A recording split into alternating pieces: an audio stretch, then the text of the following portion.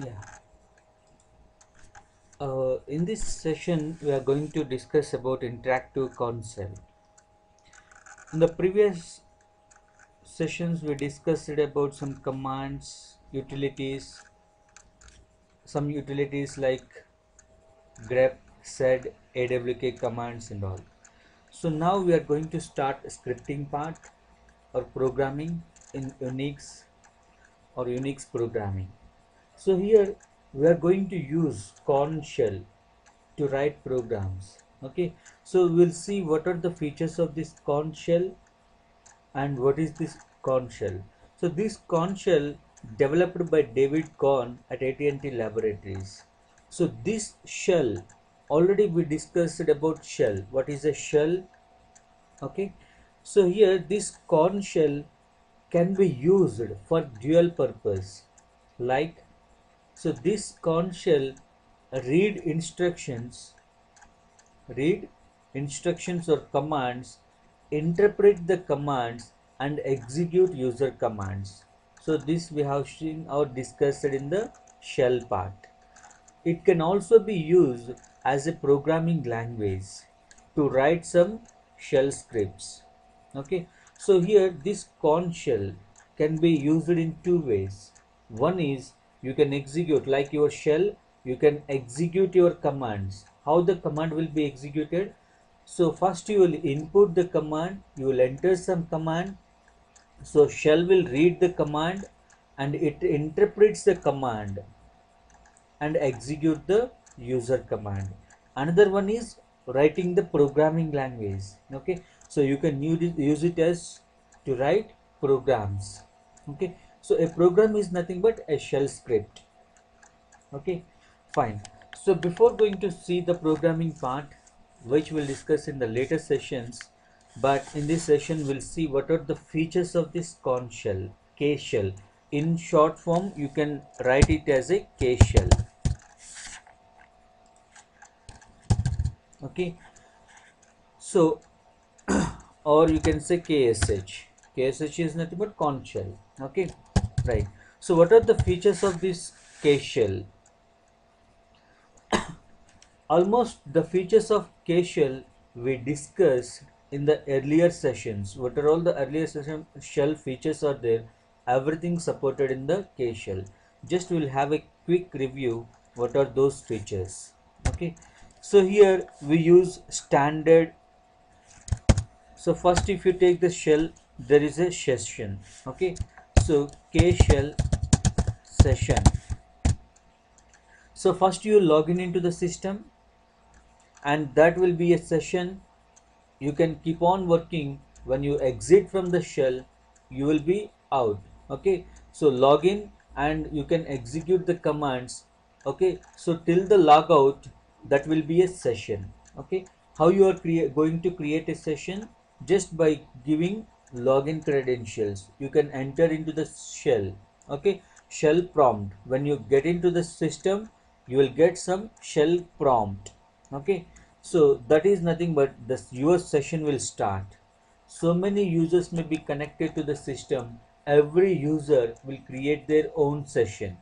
Okay, so their session will be end when they exit from the system. Okay, so already we discussed it in the shell. Okay, so most of the features were discussed in the earlier sessions. Just will have a quick review. Next one, standard streams. So what are different streams? Already we discussed. We have input stream, output stream and error. Okay. So to display the errors, error stream. So generally your output and errors will be displayed onto the default output media, that is monitor. So here we have three kinds of streams. One is input stream, output stream and error. Okay.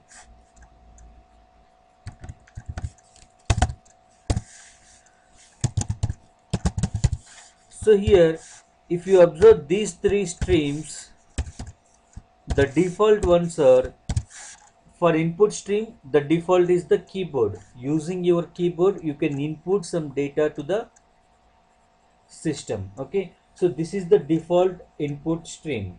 Output default stream is monitor. So whatever the command output, that will be displayed onto the output stream. So the default output stream is your monitor. Error stream. So default errors will be, suppose if there is any syntax error or some semantic error. Semantic error means you will not get the expected output.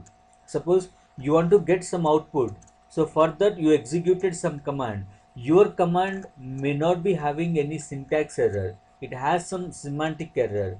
So but it won't give you any error, but it will not display the expected results. Okay, so unexpected output will be displayed with the semantic error. Semantic error means meaning violation, not syntax, not rule violation. It is a meaning violation. Okay, so there are two kinds of errors. Okay, syntax or semantic. So these two by default will be displayed onto the screen. If you want, you can redirect it to a file as well. In the case of output stream or error stream, you can output your output or error to a file. Okay, fine. So these three are standard streams. Next one, redirect operators. Yes, we discussed this as well in the earlier sessions. Here, KSHELL also supports those redirect operators. We have redirect operators like input redirect operators and output redirect operators. What are input redirect operators? Input redirect operators are less than symbol and output redirect operators are greater than and double greater than. So we know what is the difference between these two. We discussed these in the earlier sessions. So all these input and output redirect operators are supported by KSHELL as well. Okay, fine. Next one, we have pipes. Okay, so what is the pipe symbol? Pipe symbol is this one. Okay, so this is pipe symbol. Why do we use this pipe symbol, or what is the use of this one? The previous command output will be, suppose there is a command 1, okay, and pipe command 2, pipe, so here space is not mandatory, command 3, like this. So many commands are there. Now this command 1 output will be sent as input to the next command. Okay, so here this command takes input from the previous command. Okay, so this pipe will do the same. Okay, so it gives the first command output as input to the second command. The output of this second command will be input to the third command. Okay, so this is pipe symbol. We used it, we discussed it in the earlier session and we have seen many examples on this. Okay, so next to T command. So we discussed it in the earlier sessions. So this T command copies standard input to standard output, at the same time copies it to one more file as well. So here in the case of pipe, it will just output of this one is input to next one. In the case of T, you can send input to multiple, like you can send output to a file, at the same time you can send output to the monitor, that is default output medium. Okay, so this is T command, so multiple outputs. Okay, so here in this case only one output, the output of this one is input to next one. Otherwise if you say echo, the file will be displayed either out to output media or to another file. Okay, fine. Or if you use redirect operator, only the information will be stored into the file only. So here, apart from except this T command, if you use any command, your output will be sent to either to a file or to a monitor. Okay, only one. But using T command, you can send your output to multiple, like to a file as well as at the same time onto the screen. Okay, already we discussed it in the earlier sessions. So this T command is also supported in Korn Shell. Next to combining commands, we can combine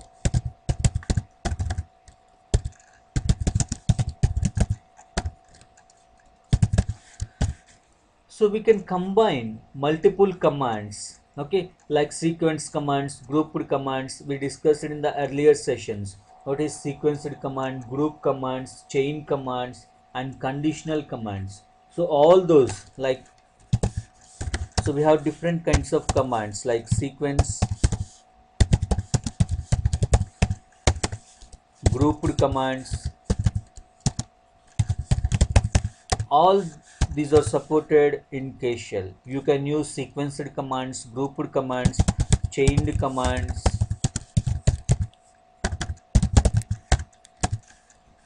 and we have only conditional commands.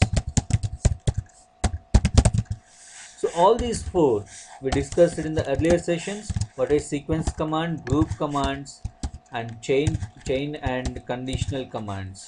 Okay, so all these are supported in KSHELL. So KSHELL, your KSHELL supports all the commands. Okay, fine.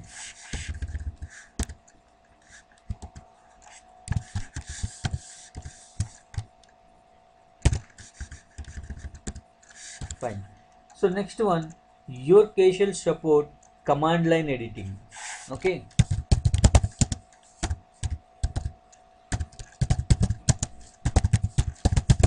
So these are all features of your KSHELL. Almost all the features we discussed in the earlier sessions. Okay, those all features were supported in the KSHELL. Okay, so here command line editing means your command prompt, editing at your command prompt. So here your command prompt also, like you see, suppose you executed some commands. Okay, so to get the previous command, if it is not KSHELL, you can use up arrow key or down arrow key to get previous commands. Okay, so you can use arrow keys if it is not Korn Shell. If it is Korn Shell, you must use commands. Okay, those commands are vi editor commands or will be supported. Okay, so here vi editor commands are there to move up and down. Okay, we have some commands to scroll to get the previous line or next line, so you can use those commands, as well as to edit the line content you can use the vi editor commands. So this command line editing we discussed in the earlier sessions, so that is supported in the KSHELL. Okay, so next, codes. So we have three kinds of codes. One is single quote, single quotes, double quotes, and backslash characters. So all these three are supported by KSHELL. Okay, we discussed what is single quote, double quote, and backslash characters like new line character, tab. So everything is supported in the KSHELL. Okay, next, command substitution. Command substitution is nothing but, suppose you can execute some command and you can store the result of this command to a variable.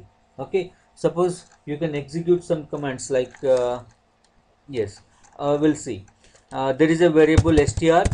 Assume that this is some string variable, and here you can execute some command, like I'm going to execute some cat command, cat and some file name, names.txt.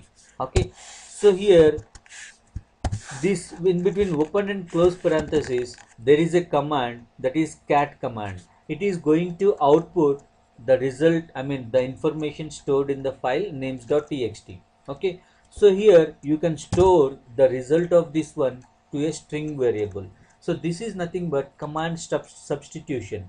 You are substituting or assigning the result of a command to a variable. Okay, so this is possible. Okay, your command output will be converted to a string. How this will be converted, that we will see. See, while converting,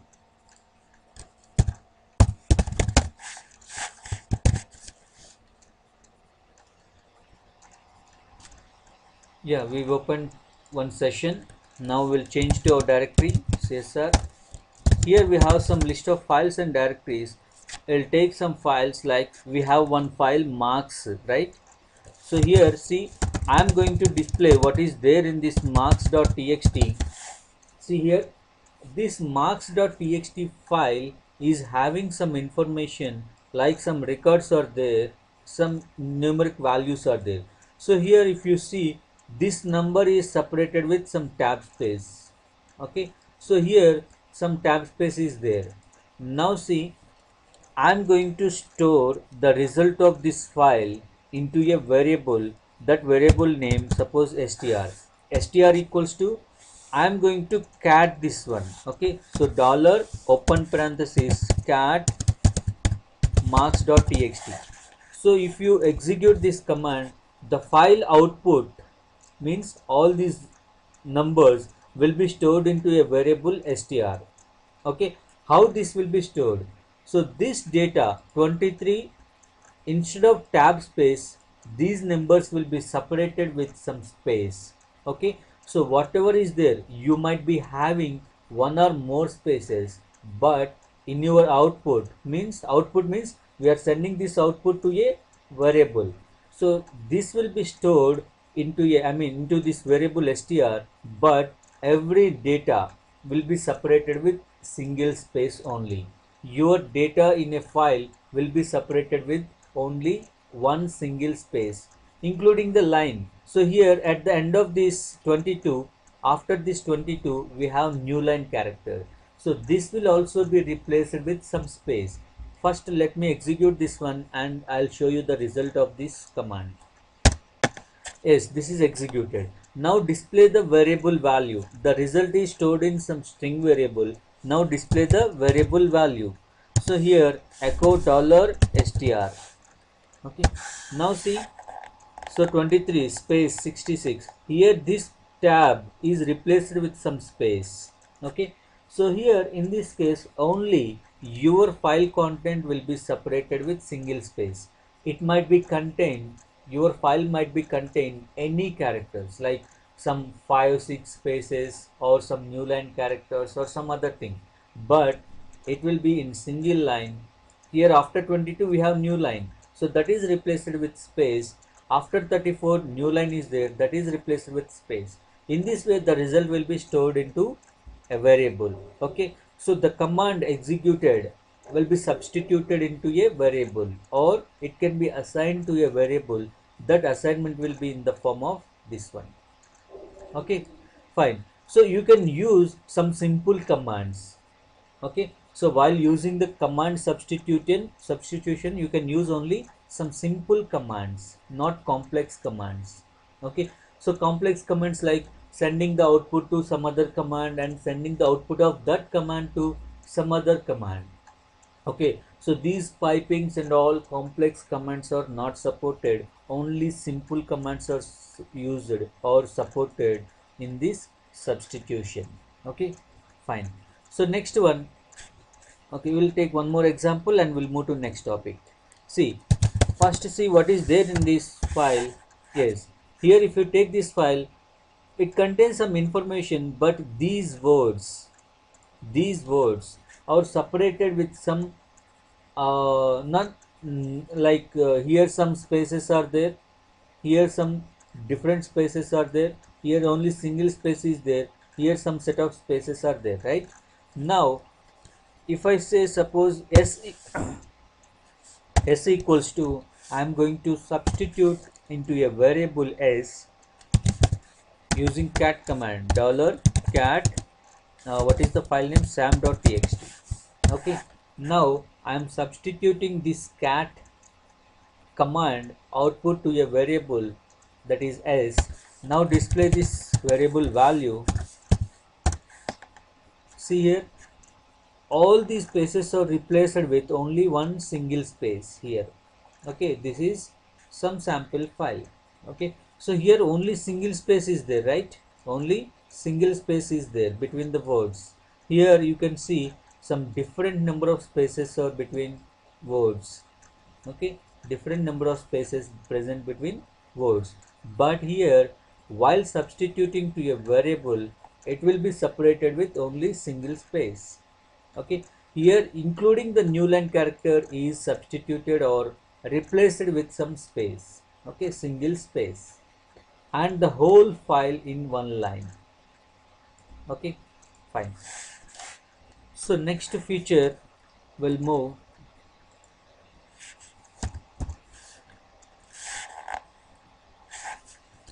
that is job control. Yes, this one is also we discussed in the earlier session. This job control controls how and where a job is executed. Okay, we have two kinds like foreground and background. Okay, foreground execution and background execution. Already we discussed it in the earlier sessions. So this control is also supported in this KSHELL. Okay, so in the KSHELL also you can execute your jobs in the foreground or background. Okay, so if you want to execute in the background, you can use this at the end of command, right? Fine, already we discussed it in the earlier sessions. Next one, aliases. Okay, we'll take this to next line. Right. Yes, in the earlier sessions we discussed about this one.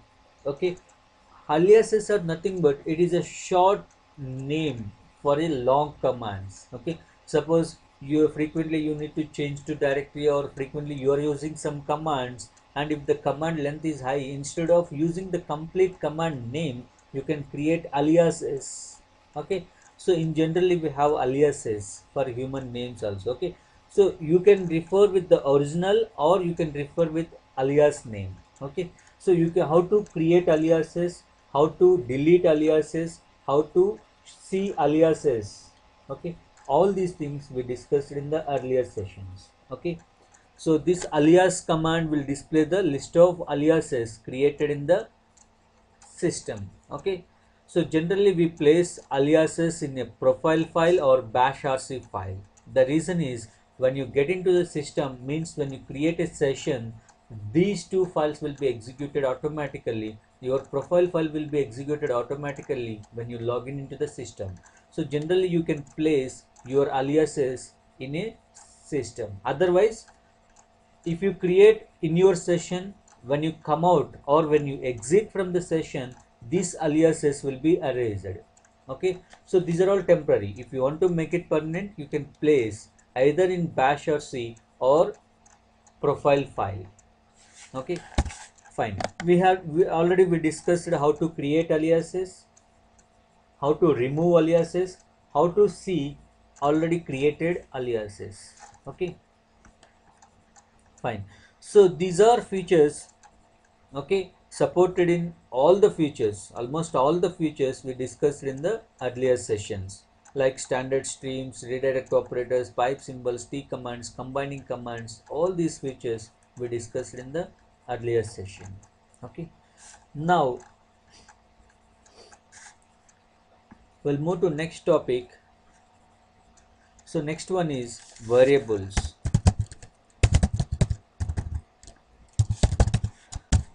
So we know what is a variable, how to we discussed in AWK command. Okay, see what is a variable, how to create variables, what are different type of variables.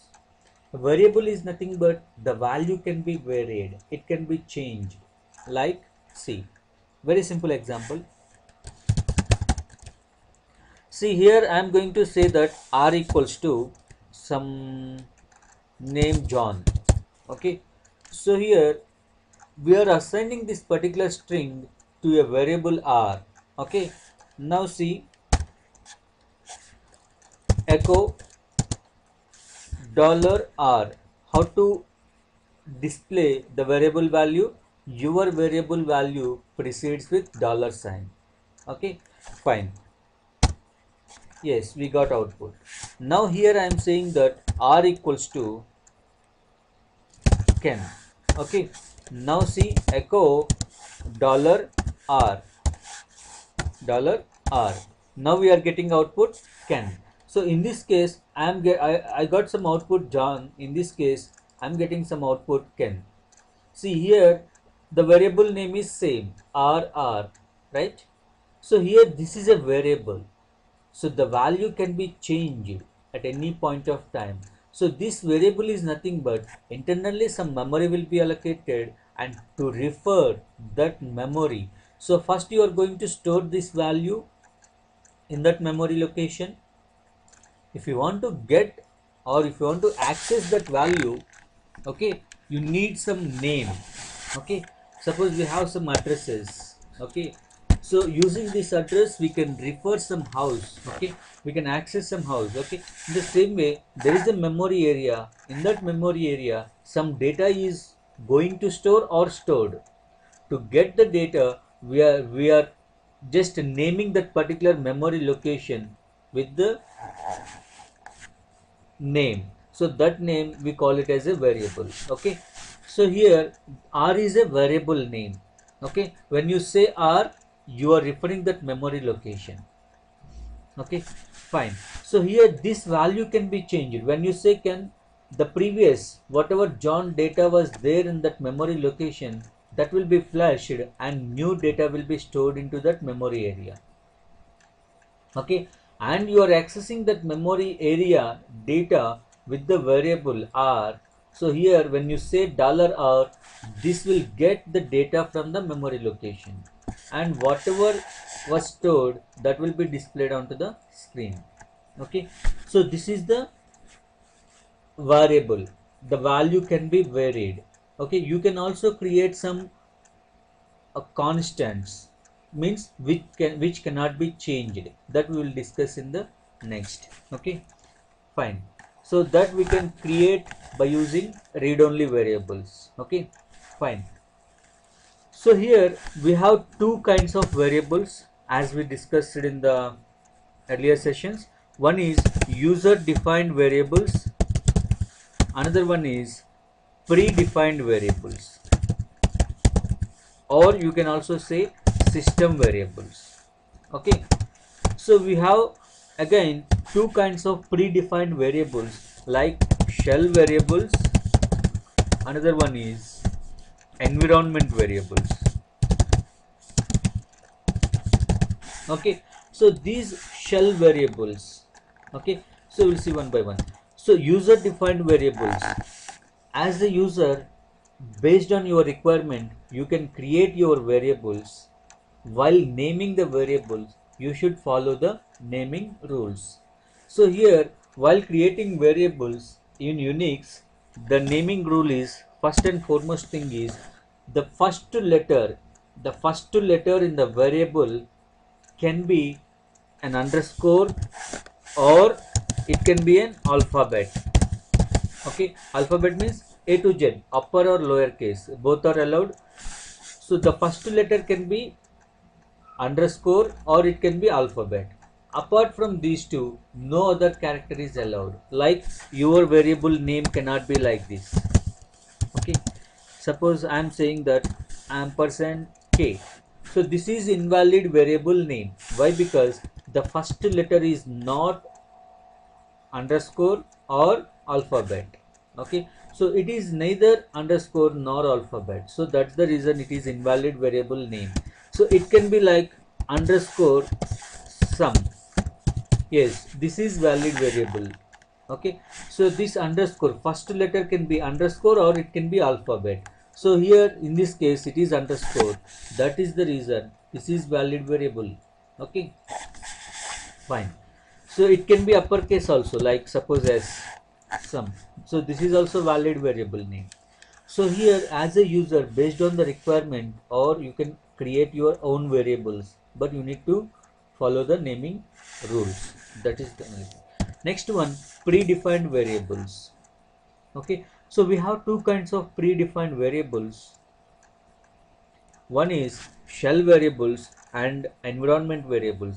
So these environment variables are used to create environments, and shell variables are used for the shell purpose. Okay, like see, environment variables, we have seen different environment variables in the earlier sessions, like path, okay, row, change, cd.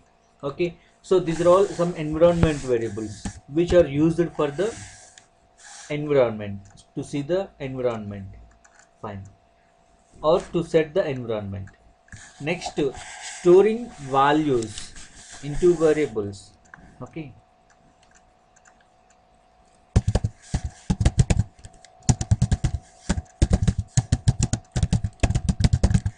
So this is one of the important topic in this, storing values in variables.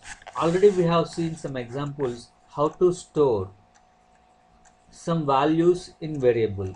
Okay, suppose just now we have seen one example, like a equals to John, some variable equals to r equals to Ken. Okay, so here see this example, r equals to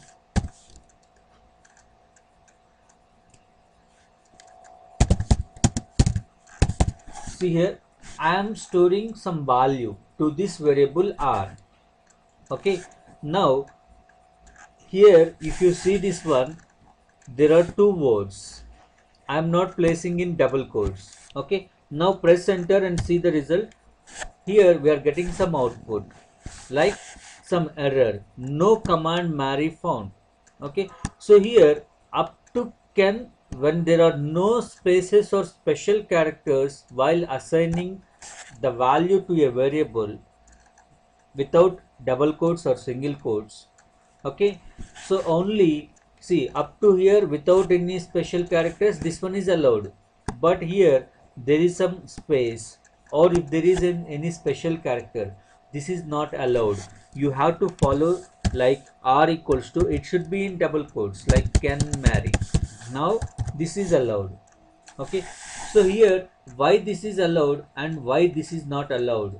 The reason is, while assigning some strings to a variable, okay, if the string does not contain any spaces or special characters, then that can be assigned without double quotes.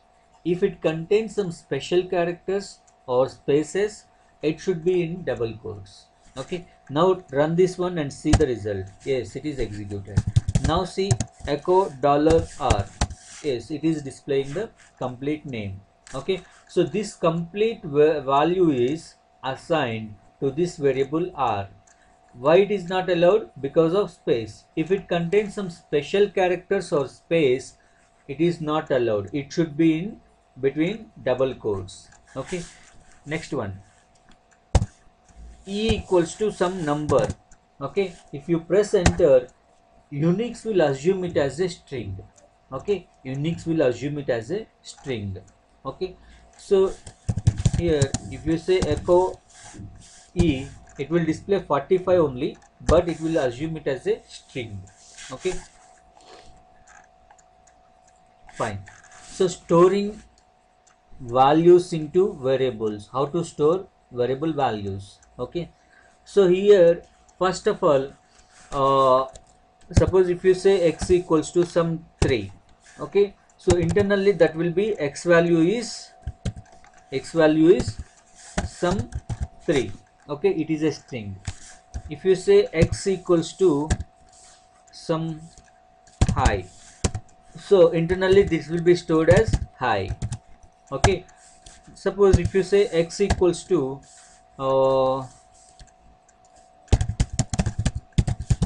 now it will generate an error, right? Now it will generate error. Okay, now it should be when your variable contains, I mean value contains some special characters or spaces, it should be placed in between double quotes. Okay, so in this way you can assign values to variables. Okay, so internally this will be stored as hi welcome. Okay, fine.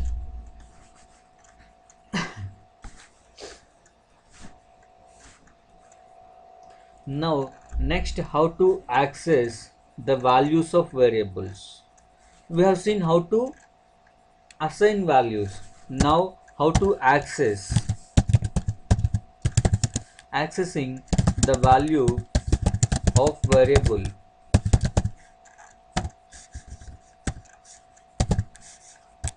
How to access variable values. Okay, so if you want to access variable value, your variable should precede with $sign. Your variable should precede with $sign. Okay, use $sign. Okay, so there is a difference between shell command prompt and $sign while accessing variable values. Okay, so here if your variable precedes with $, it will get the value which is stored in the memory area. You will get that value. Okay, so that value can be accessed with this $.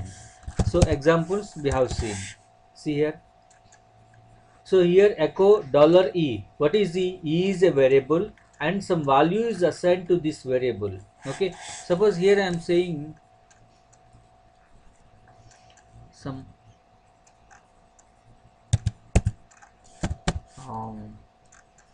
okay,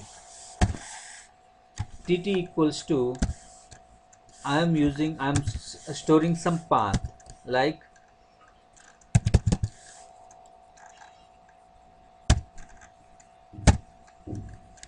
see some home directory and some path is I am going to store into this variable tt, or without single quotes you can say in the home directory we have one directory csr. I'm going to give this path. Okay, now see this is assigned.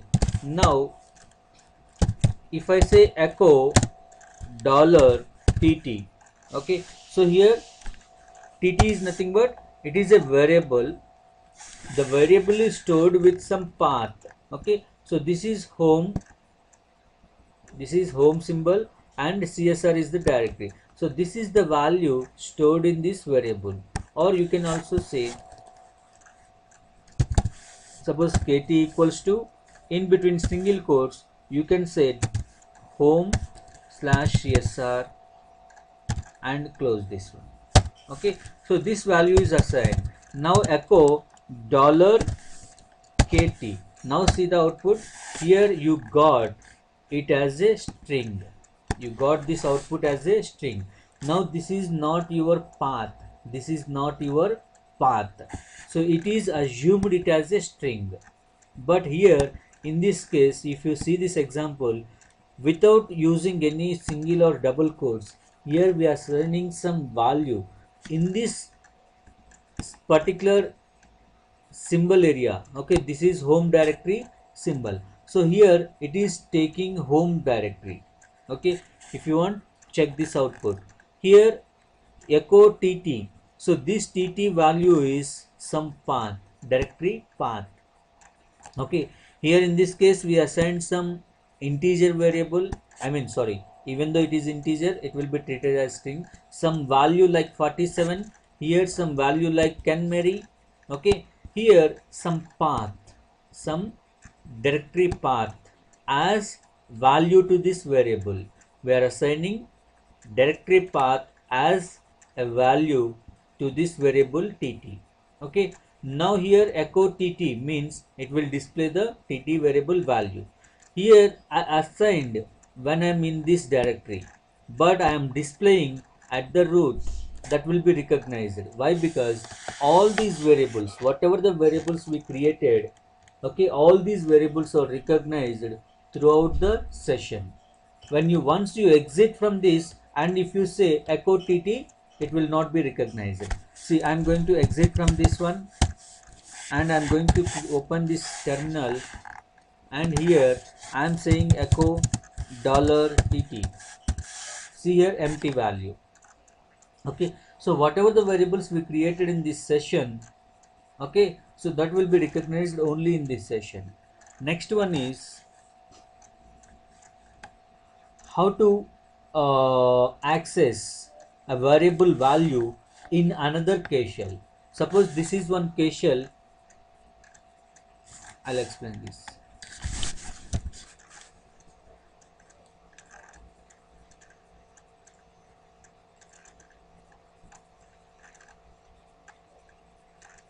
See, assume it as a KSHELL. You are in this KSHELL and this is one session. Okay, so here you are finding $sign. This is one session. Okay,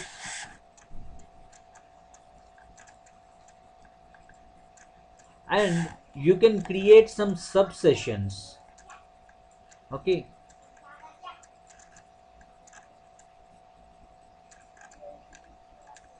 I'm going to create one sub session KSHELL. I'm opening one another sub shell. Okay, KSHELL. So here at the dollar prompt, if you say KSH, it will open sub shell. Okay, so here you will get into this one, and here again you will get the command prompt. You will get the command prompt. You can run some commands, and once you say exit, you will not be terminated from this session. Instead of that, you will be moved to the parent of this session, that is this one. Okay, so here this is a shell. Here I am creating one child or sub shell, K shell, say K shell. Okay, so here you can run some commands. Once you exit from this one, you will go back to your parent. Once you exit from this, you will close the session. Okay, fine, we'll see this. See here, I am creating one variable. Suppose the variable name is t and assigning some value like 34. Okay, now here if I say echo $t, I'm going to get the value of this variable t. Now I am opening one KSH sub shell. So this is my sub shell. Okay, here if I say echo $t, will it display 34? No. The reason is the variable is created in the parent of this shell. The variable is created in the parent of this shell. So that variable value cannot be recognized. But we can make it as recognized in this subshell as well. That we'll see later. Okay. So that is creating export variables. Okay. So that is like a global variables that can be recognized in any subshell. Okay. Fine. Let me execute this command. Will I get any output? No. See, the reason is this variable t is created in the parent of this shell. Now we are in subshell. Okay, so the parent of this subshell is this one. Okay, so this is the parent of this subshell. Again, you can create one more subshell here. How to create? KSH. Just press enter. You can create another subshell in this subshell. Right, in this way you can create. Suppose if this command is not executed in your system, you can install it by running this command sudo apt get space install space ksh.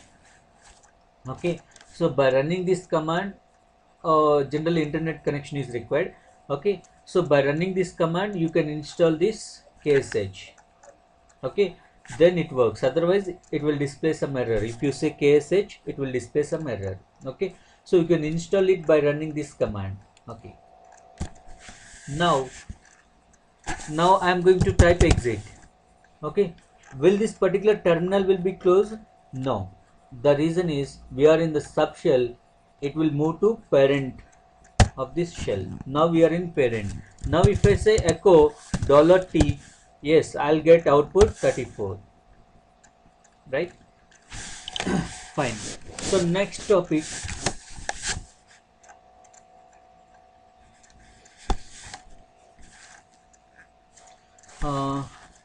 Okay. So already we know how to display variable values, and we'll display with some strings the variable value with some other strings.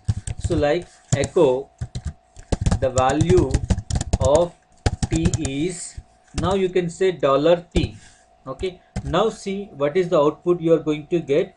Here the value of t is, up to here it is a string that will be displayed as it is, and this in this $t position the variable value will be displayed, that is 34. Here this is a string, it is going to display as it is onto the output media. Okay, but in this $t position, the value which is stored in this variable t will be displayed. Okay, fine. So in this way, along with the string, you can display variable values. Okay, if you want, you can also place double quotes here. Yes, you will get it. Okay, so this for this $t or variable value, if you want to get the variable value, precede your variable name with $sign, and that can be in between double quotes as well. Okay,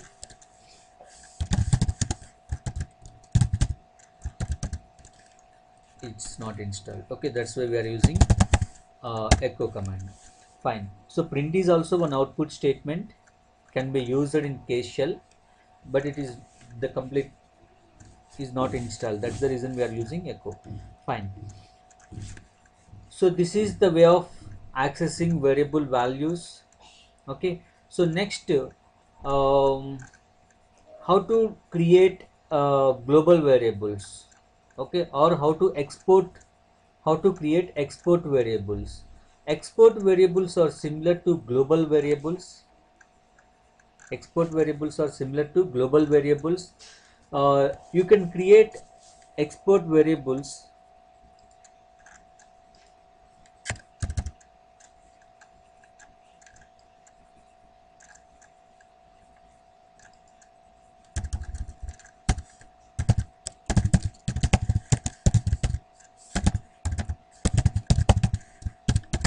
So export variables are nothing but like a global variables. Okay, so these variables recognized in all shells and subshells. You can create any subshell to run some subprogram, but whatever the variables created in a shell, that will be recognized throughout the subshells. Okay, how to create these variables? Export space, it should be in lowercase, and list of variables. Okay, so list of variables. So here you can create any number of export variables using the export, export, it should be in lowercase. Okay, see here I am going to create one variable, export variable, export space some t. Okay, or take some name. Okay, so here, or nm. Okay, so here nm is a variable. I am going to create it as some export variable.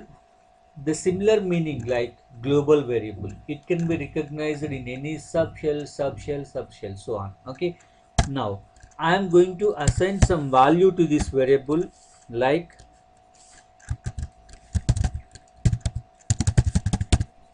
okay, some variable, some value to this variable. Now here if I say echo nm, the value can be displayed, already we have seen. Now here I am opening one subshell. Okay, in this subshell if I say echo $nm, okay, so it will display the variable value. The reason is nm is export variable, so it will be recognized anywhere. Okay, suppose I am creating one more subshell to this one, means see, first let me execute this one more subshell. Okay, so here this is the main one. Here inside I said KSH, it created subshell. Here again I created one more subshell. Again one more subshell. Okay, so here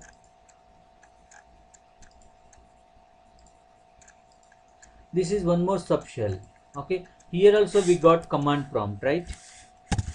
Okay, so a subshell, main one, and subshell, inside subshell we created one more. The same thing we did here.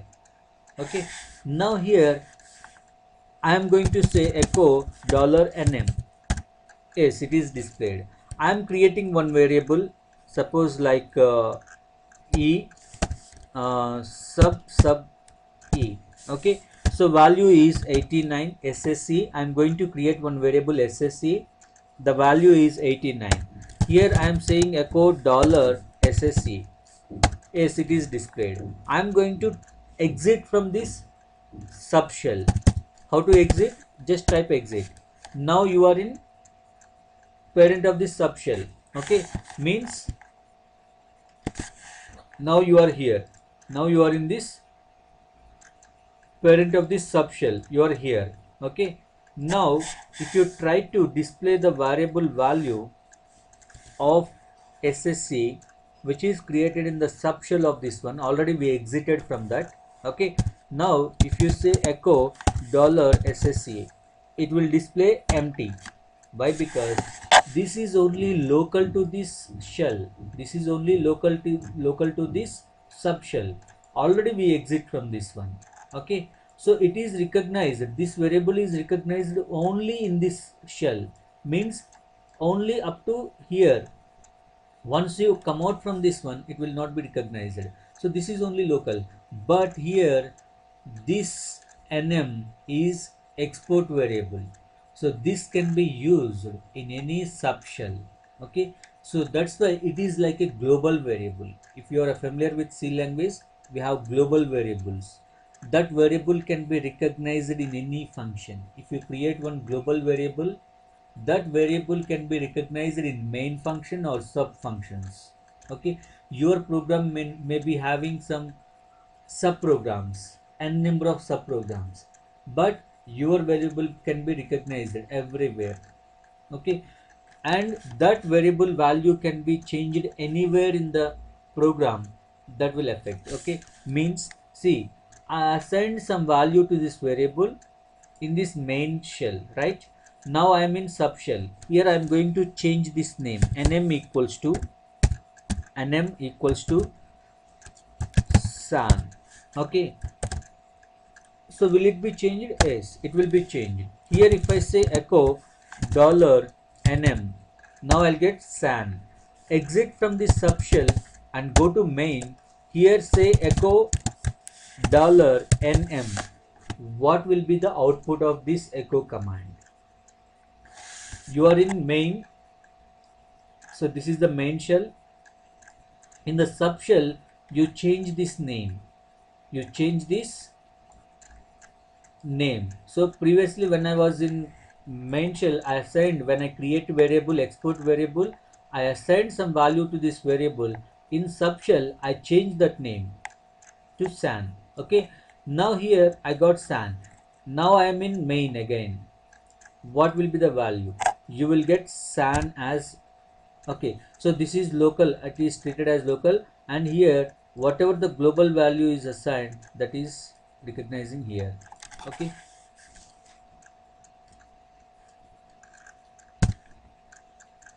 now here if you change this variable name, nm equals to suppose Peter. Okay, now if you go to subshell, and here if you say echo $nm, you will get Peter as output. Okay, so here when you execute this one, you got san. You change the name, execute this one, san. But in main shell, I change it to Peter. Now if you go to subshell, you will get only Peter. Again, if you go to subshell like KSH, okay, here if you say echo $nm, you will get Peter only. Okay, exit from this one, here again you can see $nm is Peter only. Okay, right. So these are export variables. Okay, so export variables can be recognized in any subshell. It is like a global variables. Okay,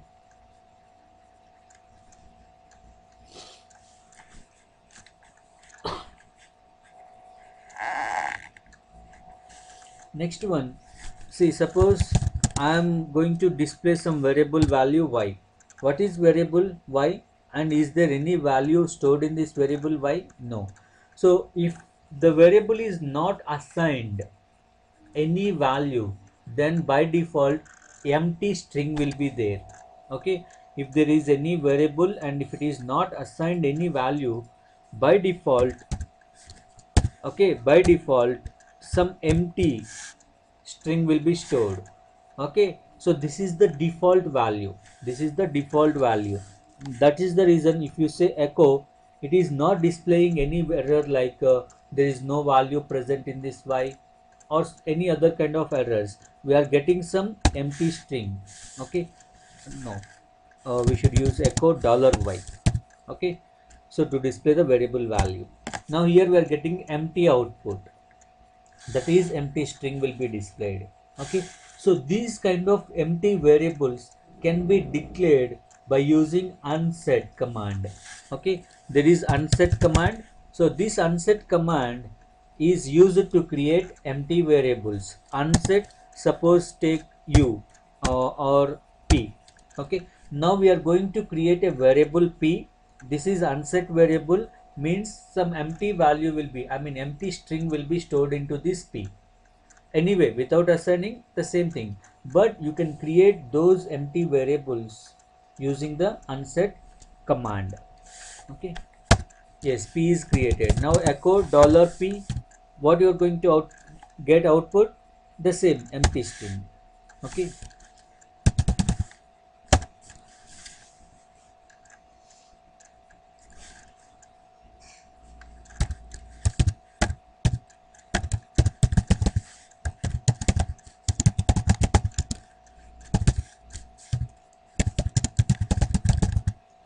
So to create a variable, but it will be created with some empty. Okay, so that is nothing but by default double quotes. This empty string will be assigned to this variable.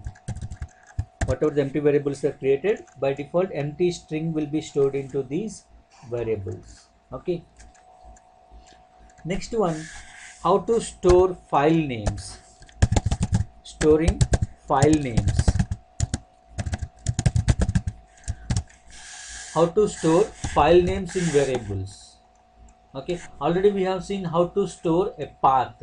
We have seen how to store a value, some numbers, how to store some strings, how to store some directory paths. Okay, see this previous example. Suppose if I say some r equals to home directory / csr.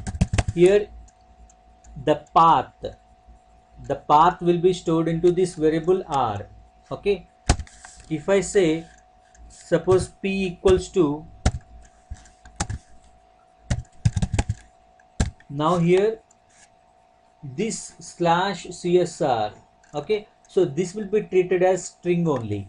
Okay, this will be treated as string only. Now display what is r value. Echo $r. What is r value? Some path is stored. Home /hd user. This is home. In this negation symbol, home directory symbol, home path is stored, and csr. Display this p value. Only string, whatever is there in between single quotes, that will be stored into p. Okay, so we have seen how to store some strings, how to store some numbers as a string, how to store path. Now we will see how to store file names. Okay, means see, I will change to a directory. Here we have some set of files and directories, right? Here if I say ls -lrt sam star, here it is going to display only 3 files. I want to store these 3 files into a variable. You can do it like, see, I am taking one variable fls equals to, this is a variable, fls is a variable, this is equals to, in between double quotes, samp star. Now see this example. Here I am saying like samp star. Okay, now, and double quotes, capital samp star. Star is nothing but wildcard character. So it will get the files whose name starts with capital S, A, small a, M, P, and later the characters can be anything. Okay, so the length can be anything. It can be some text file, whatever it may be. It will get all the files, right? So all these files we are storing into this variable fls. Yes, it is stored. Now how to access these files? How to access these files? If I say print or echo the files are, if I say $fls, what it is going to display? The files are, that is a string, it will be displayed as it is. In this $fls, it will display samp star. SAMP star, not the files. Yes, we got it. So it is assuming it as a variable and some string is assigned in this variable. Then how to get the files using this variable. Okay, so it is assuming it as a string only, SAMP star. It is assuming it as a string only. Okay, that is the reason SAMP star, it displayed the as it is. Okay, then how to get all files SAMP? Okay, using this one, echo $FLS. Now here it will display all files starts with SAMP, capital S, small amp. Okay, so there are three files, SAMP1, SAMP2, SAMP3, right? So we got files list. In this case we got only as a string. In this case we are getting files list. Echo FLS means in FLS SAMP star is there, so it will access all files whose name starts with SAMP. Okay, fine. So in this way you can access file names, you can store file names, and you can access file names. How to store? In this way you can store, you can use any characters, special character, like we have question mark also. Okay, wildcard characters, question mark, star, you can use all wildcard characters here.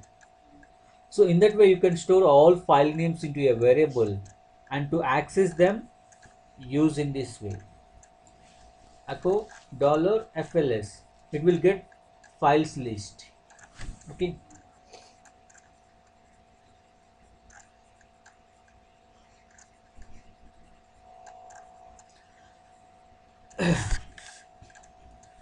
next one, how to create read-only files.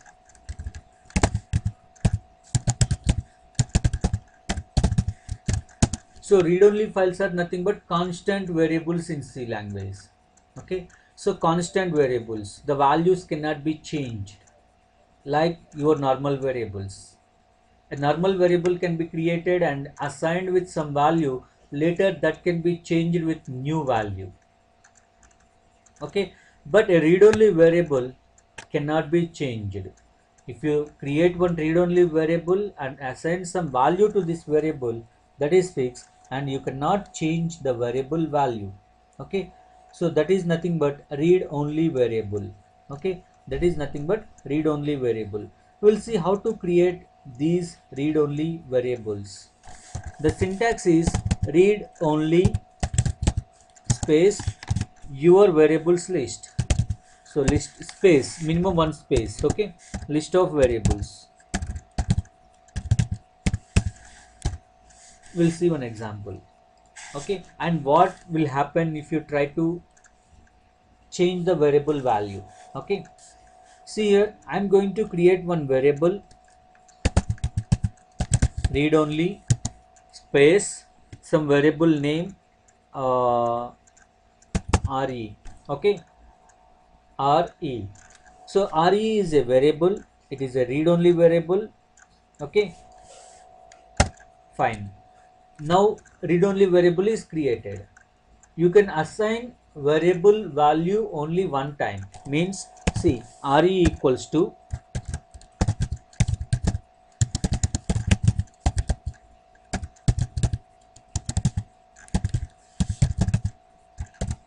this particular string is having some spaces, that is the reason we are placing in double quotes. So this value will be assigned to this variable re. Oh no.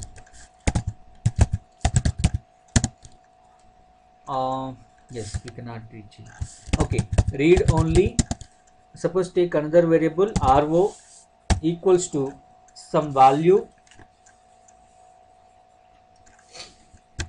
or without equals to you can say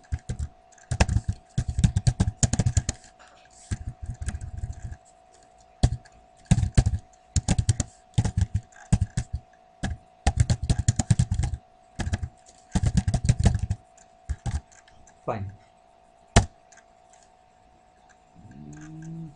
Not valid identifier.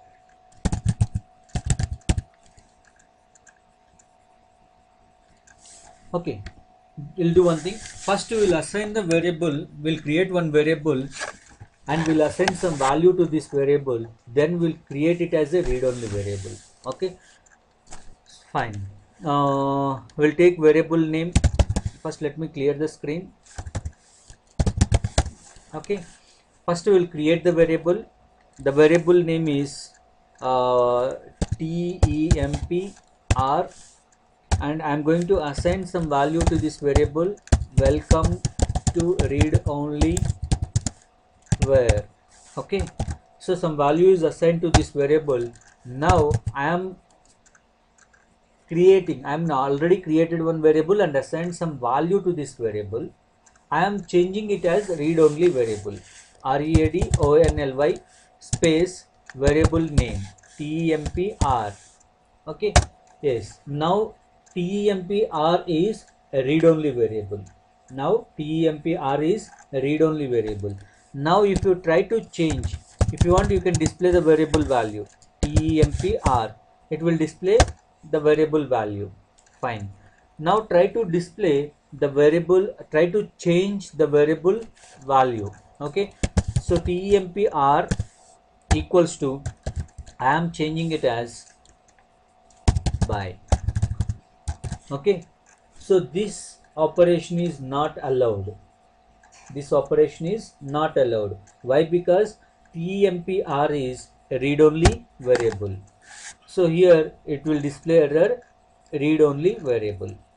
Okay, so this cannot be changed. So these are nothing but read only variables. So first to create variable, assign some value to this variable, and here you can assign, you can assign, sorry, you can make it as read only variable. You can make it as read only variable. Okay, fine. 1 minute.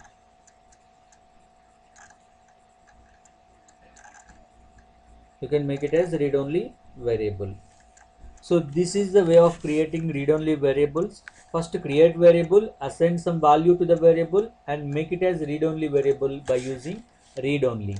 Suppose more than one variable, if you want to make it as read-only variable, then see, suppose there is another variable h and some value is assigned 45 and another variable k, some value is assigned 34. I want to make these two as read-only variables.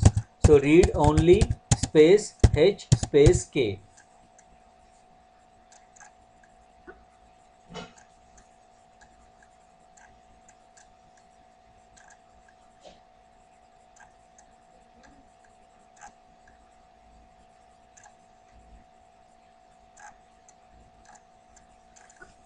Okay, now press enter. Now h and k are read-only variables. Okay, if you try to change h value or k value, it is not allowed. Okay, or h value not allowed. Okay, why? Because these two are read-only variables. Suppose create one variable r, okay, w, and assigning some value 56. Now if you want, you can change this w value 23 as it is allowed, w equals to 90 as it is allowed. You can keep on changing. Here if you say echo $w, it will display the latest value. First it stored 56, that was replaced with 23, that was replaced with 90. Now 90 is stored in the memory area and you will get only 90 as output. So this is normal variable. If you create a read-only variable, that is fixed, it cannot be changed. How to create read-only variables? First create the variable, assign some value to this variable and make it as read-only by using read-only, all in lowercase, space variable names, list of variables, any number of variables, variable name space variable name space variable name space and so on. Multiple variables can be created as read-only. Okay, so we'll stop here and next session will continue with new topics like variable attributes, like typeset commands. Okay, and rest of the commands we'll see. Okay, so what is input statements, output statements, that we'll see in the next session. Okay, we'll stop here.